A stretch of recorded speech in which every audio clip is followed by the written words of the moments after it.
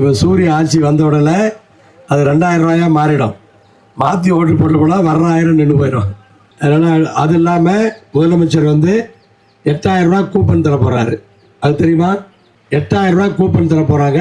வீட்டுக்கு வேண்டிய பொருள் போய் கடையில் போய் நீங்கள் வாங்கிக்கலாம். அந்த கூப்பன் அந்த டோக்கன் அங்கே கொடுத்துடலாம். 8000 ரூபா வரைக்கும் வாங்கிக்கலாம். 8000 ரூபா கையில் பணம் கொடுத்த மாதிரி. திருச்செங்கோடு ஆஸ்பத்திரிக்கெல்லாம் போயிருக்கீங்களா? இப்போ ஆனால் முதல்ல ஆஸ்பத்திரிக்கு போயிருக்கீங்க, இப்போவும் போயிருக்கீங்க. வித்தியாசம் தெரியுதா? எவ்வளோ பழைய பில்டிங்காக இருந்தது, இப்போ புது பில்டிங்காக கட்டிட்டோம். ரோடு வந்து ட்ரங்க் ரோடு மாதிரி போட்டிருக்கிறோம். இவ்வளோ அழகாக போட்டிருக்கிறோம். அப்படியே பரமத்தி வரைக்கும் போட்டுற போகிறோம். அந்த பக்கம் போட போகிறோம். பரமத்தி வரைக்கும் போட்டுருவோம். காலேஜு யாராவது படிக்கிறீங்களா? காலேஜில்ங்கிறது வேறு காலேஜ் படிக்கிறவங்களுக்கு மாதம் 1000 ரூபா வருதா? பிள்ளைங்க பசங்களுக்கு மாதம் 1000 ரூபா வருதா? அதனால் நீங்கள் வந்து இப்படி எல்லா விஷயமுமே சூரியனுக்கு ஓட்டு போட்டு எல்லாம் செய்ய வைக்கணும்.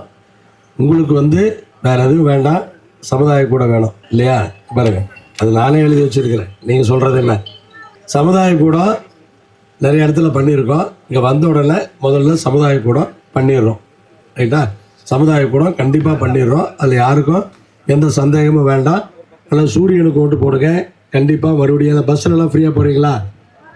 பஸ்ஸில் டிக்கெட் வாங்குறது இல்லைல்ல? வாங்குறதில்ல. இதெல்லாம் என்னைக்காவது நடந்திருக்கா?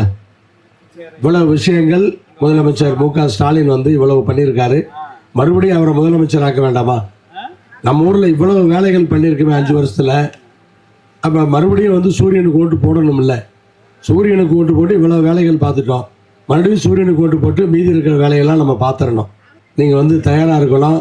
அதனால் சூரியனுக்கு ஓட்டு போடுங்க. வந்த உடனே முதல் வேலையாக சமுதாய கூடத்துக்கு பூஜை போடப்படும். அவ்வளோதான். சரியா?